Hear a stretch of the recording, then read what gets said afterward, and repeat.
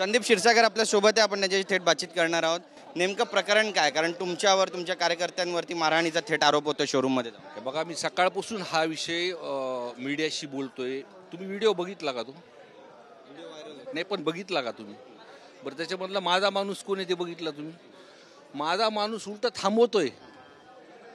तो जो काही त्यांनी हात उचलला त्या तुम्ही व्हिडिओ बघा ना परत एकदा. तुम्ही व्हिडिओ बघितल्यानंतर तुमच्या लक्षात येईल. बरं, जो कोणी त्याच्यासोबत जी काय हात उचललाय किंवा ज्याला हात उचललाय त्याच्यावरती त्यांनी तक्रार दिली पाहिजे त्या वस्ती आणि त्यांच्याकडून त्याची प्रतिक्रिया विचारली पाहिजे. माझं जरी माणूस असलं तर त्याच्यावर का? या समूहाचे जे मॅनेजर आहेत त्यांनी तक्रार केली. ते म्हणतात की ही सगळी व्यक्ती संदीप क्षीरसागर यांच्या जवळची होती आणि त्यांनी मारहाण केली, त्यामध्ये एका पीएचा समावेश असा आरोप केलाय. हे बघा, माझ्या कानावरती काही त्यांनी तक्रार केलेली माहीत नाही. मी जी सकाळपासून जी माहिती घेतोय तर त्यांच्यापैकी कुणी तक्रार केली नाही. उलट ते लोक म्हणतात की आमच्या मुलांचा काही तिथं संबंध नाही. नक्की जे CCTV समोर आले त्याची सत्यता नेमकी काय आहे? कारण थेट तुमचं नाव जोडलं जात आहे, तुम्हाला रोवण्याचा प्रयत्न होतो या सगळ्या प्रकरणामध्ये असं म्हणा. हे बघा, मी तुम्हाला पहिल्यांदाच सांगतोय की तुम्ही जर ती फुटेज जर बघितलं तुम्ही तर तुमच्या सगळ्या लक्षात येईल ना. तिथे जे काही तुम्ही नावं सांगितलेत ते मारहाण करतात का वाचवतात हे तुमच्या लक्षात येऊन जाईल.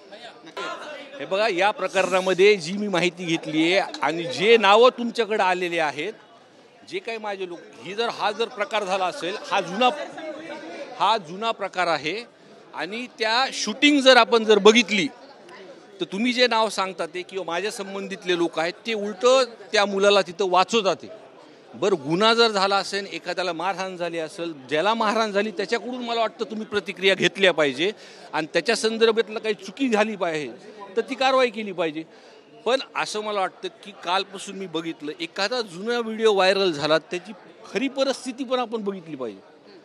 आमच्या जिल्ह्यामध्ये किंवा आता जे काही वातावरण झालंय, 3 महिने झालं हे प्रकरण एक तर शांत होत नव्हतं आणि आता हे जुने व्हिडिओ काढून जर असेल तर त्याची कारवाई करा तिथे. पण परिस्थिती, मी काल पुण्यामध्ये काही तिथं मुलांना तिथं बोललो तर ते शिकणाऱ्या मुलांना ह्या तुम्ही जे काही दाखवता ते त्यांच्यामुळे त्यांना रेंटनी किंवा राहायला सुद्धा तिथं खोली भेटत नाही बीडचं असल्यामुळे. त्यामुळे आपणही त्याची वस्तुस्थिती बघून घ्या.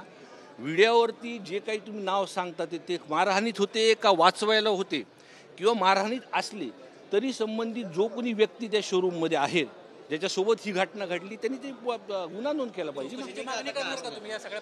नाही, माझी भूमिका स्पष्ट आहे. एक तर ते माझे माणसं नाही आहेत ज्यांनी मारहाण केली आणि त्याच्यामध्ये संबंधित जी घटना ज्याच्यासोबतच्या माणसांसोबत जी झाली त्यांनी जर अर्ज दिला तर कारवाई झाली पाहिजे.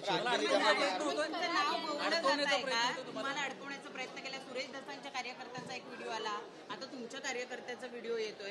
जाणीवपूर्वक कुणी फसवताय का, मुद्दाम कुणी टार्गेट करताय? हे बघा, आता हे सगळं आपलं मीडिया आहेत, आपल्याला सगळं ह्या म्हणजे अनेकदा आपल्याला सगळ्या गोष्टी म्हणजे तुमच्या प्रश्नातच ते उत्तर आहे.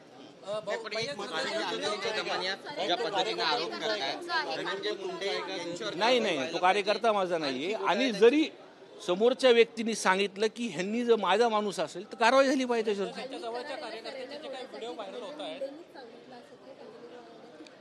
काय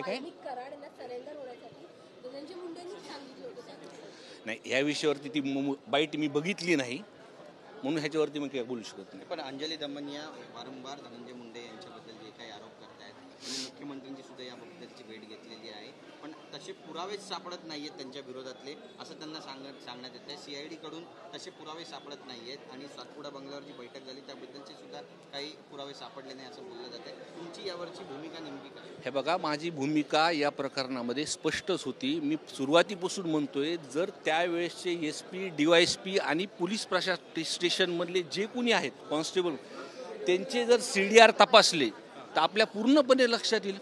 सुरेश दस यांचा जो कार्यकर्ता आहे भोसले नावाचा, त्याचे सध्याचे व्हिडिओ व्हायरल होतात. भैया, काय सत्यस्थिती आहे सध्याची? त्या पैशांसंदर्भात त्यांचं म्हणणं असं आहे की तो एक साधा हे आहे, ठेकेदार आहे, त्याचे ते पैसे आहेत. काय परिस्थिती बीडमध्ये? नाही, मला मूळ त्यांचं माहीत नाही. त्या संदर्भात मला वाटतं तुम्ही धस अण्णाला हा प्रश्न विचारला पाहिजे. धस अण्णांनी जे आरोप केले, आता धनंजय मुंडे म्हणतात की आईवर जर खोटे आरोप केले तर मग मी शांत बसणार नाही. मी बघितलं नाही हा विषय. धनंजय मुंडे यांच्या आईचं नाव घेतलं आणि त्यामुळे आता धनंजय मुंडे उद्विग्न झाले. ते म्हणतात की कुटुंबाला या संपूर्ण प्रकरणामध्ये खेचू नका.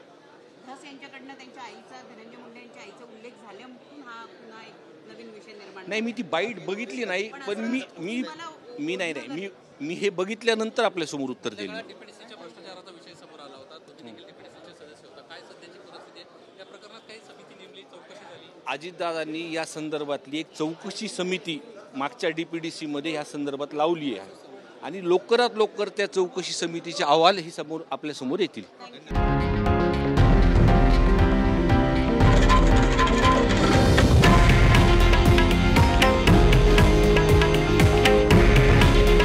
हे आहे देशातील नंबर 1 न्यूज नेटवर्क आणि आपण पाहत आहात TV9 मराठी. काळजी तुमची, हित महाराष्ट्राचं.